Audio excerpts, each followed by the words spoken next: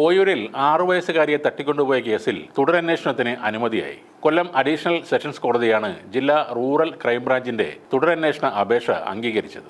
ഒപ്പം കേസിലെ 2ാം പ്രതിയായ അനിതകുമാരിക്ക് കോടതി ജാമ്യവും അനുവദിച്ചു. കേസിലെ 1ാം പ്രതി പത്മകുമാറിന്റെ ജാമ്യാപേക്ഷ കോടതി തള്ളുകയും ചെയ്തു. കുട്ടിയെ തട്ടിക്കൊണ്ടുപോയ സംഘത്തിൽ 4ാമത് ഒരാൾ കൂടി ഉൾപ്പെട്ടിട്ടുണ്ടെന്ന് കുട്ടിയുടെ കുടുംബം നേരത്തെ ആരോപിച്ചിരുന്നു. ഈ സംശയം ദൂരീകരിക്കാനാണ് കോടതി അന്വേഷണത്തിന് അനുമതി വീണ്ടും നൽകിയത്. 16 ദിവസമാണ് തുടരന്വേഷണത്തിനുള്ള സമയം. ജില്ലാ റൂറൽ ക്രൈംബ്രാഞ്ച് ഡിവൈഎസ്പിയാണ് തുടർ അന്വേഷണ അപേക്ഷ കോടതിയിൽ സമർപ്പിച്ചത്. കേസിലെ 3ാം പ്രതി അനുപമ പത്മനെ വിദ്യാഭ്യാസ ആവശ്യത്തിനായി അടുത്തിടെ ഹൈക്കോടതി ജാമ്യം അനുവദിക്കുകയും ചെയ്തിരുന്നു. കഴിഞ്ഞ വർഷം നവംബർ 27-നാണ് ഓയൂരിൽ നിന്ന് 6 വയസ്സുകാരിയെ തട്ടിക്കൊണ്ടുപോയത്. സഹോദരൻ ജൊനാഥനോടൊപ്പം വീട്ടിൽ നിന്നും ട്യൂഷന് പോയപ്പോഴാണ് ഈ കുട്ടിയെ പ്രതികൾ കാറിൽ കയറ്റി തട്ടിക്കൊണ്ടുപോയത്. സാമ്പത്തിക പ്രതിസന്ധിയിൽ നിന്ന് രക്ഷപ്പെടാൻ ചാത്തന്നൂർ സ്വദേശിയായ പത്മകുമാർ, ഭാര്യ അനിതകുമാരി, മകൾ അനുപമ എന്നിവർ കൃത്യമായ ആസൂത്രണത്തോടെ നടത്തിയ കുറ്റകൃത്യമായിരുന്നു ഓയൂരിലെ തട്ടിക്കൊണ്ടുപോകലെന്നാണ് പോലീസ് കണ്ടെത്തിയത്. കാറിലെത്തിയ സംഘം കുട്ടിയെ തട്ടിക്കൊണ്ടുപോവുകയും 1 ദിവസത്തിന് ശേഷം ആ കുഞ്ഞിനെ ഉപേക്ഷിക്കുകയും ചെയ്തു. കുട്ടിയെ പ്രതികൾ ഇവരുടെ വീട്ടിൽ തന്നെയാണ് താമസിപ്പിച്ചതെന്നും പറയുന്നു. കുട്ടിയെ മോചിപ്പിക്കാൻ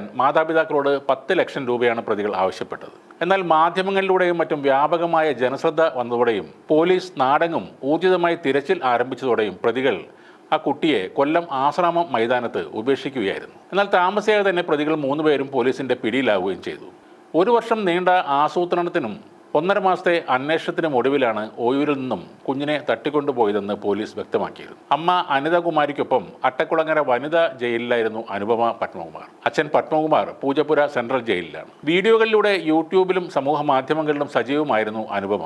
ലക്ഷക്കണക്കിന് രൂപ മാസം തോറും അനുപമയ്ക്ക് വരുമാനമായി കിട്ടിയിരുന്നു എന്നും പറയുന്നു. എന്നാൽ അനുപമ അപ്ലോഡ് ചെയ്തിരുന്ന വീഡിയോകൾ മിക്കവാറും വിദേശ നടിമാരുടെയോ സെലിബ്രിറ്റികളുടെയോ ആയിരുന്നു. അല്പം വിദേശ സ്ലാങ്ങുള്ള ഇംഗ്ലീഷ് കമന്ററിയോടെ ചെയ്തിരുന്ന വീഡിയോകൾ കോപ്പിയാണെന്ന് മനസ്സിലായതോടെ യൂട്യൂബ് അധികൃതർ ചാനലിന്റെ മോണിറ്റൈസേഷൻ കട്ട് ചെയ്തു. അതോടെ അവരുടെ ആ വഴിക്കുള്ള വരുമാനവും നിലച്ചു. ഇപ്പോൾ ബാംഗ്ലൂരിൽ LLB പഠിക്കുന്നതിനായി ജാമ്യം അനുവദിക്കണം എന്നായിരുന്നു അനുപമയുടെ ഹർജിയിലെ ആവശ്യം. അനുപമയാണ് കേസിലെ പ്രധാന ആസൂത്രക എന്നായിരുന്നു പ്രോസിക്യൂഷന്റെ വാദം. എന്നാൽ കേസുമായി തനിക്ക് യാതൊരു ബന്ധവുമില്ലെന്നും കേസിലെ 1ഉം 2ഉം പ്രതികൾ മാതാപിതാക്കളാണെന്നുമായിരുന്നു അനുപമ ബോധിപ്പിച്ചത്. ഈ കേസിൽ എന്തൊക്കെയോ ദുരൂഹതകൾ ഉള്ളതാണെന്ന് നേരത്തെയും സംശയം ഉയർന്നിരുന്നു. കുട്ടിയെ തട്ടിക്കൊണ്ടുപോയതിൽ 4ാമതൊരാൾ കൂടിയുണ്ടെന്ന് കുട്ടിയുടെ അച്ഛൻ ഒരു മാധ്യമത്തോട് പറഞ്ഞത് പരിശോധിക്കുന്നതിനാണ് തുടരന്വേഷണം എന്നാണ് പോലീസ് കോടതിയിൽ അറിയിച്ചത്. എന്നാൽ നിലവിലെ അന്വേഷണത്തിൽ തൃപ്തിയുണ്ടെന്നാണ് കുട്ടിയുടെ അച്ഛന്റെ പ്രതികരണം. മകളെ തട്ടിക്കൊണ്ടുപോയത് 4 പേർ ചേർന്നാണെന്ന് തന്റെ മകൻ പറഞ്ഞ സംശയമാണ് അന്ന് പങ്കുവച്ചത്. പോലീസ് തന്റെ വാക്കുകൾ വളച്ചൊടിച്ചെന്നും അച്ഛൻ പറയും. തുടരന്വേഷണം നടക്കുന്നതിൽ കുട്ടിയുടെ അച്ഛൻ എന്തിനാണ് ഇത്ര വേവലാതിപ്പെടുന്നത്? അഥവാ 4ാമത് ഒരാൾ കൂടിയ സംഘത്തിലുണ്ടെങ്കിൽ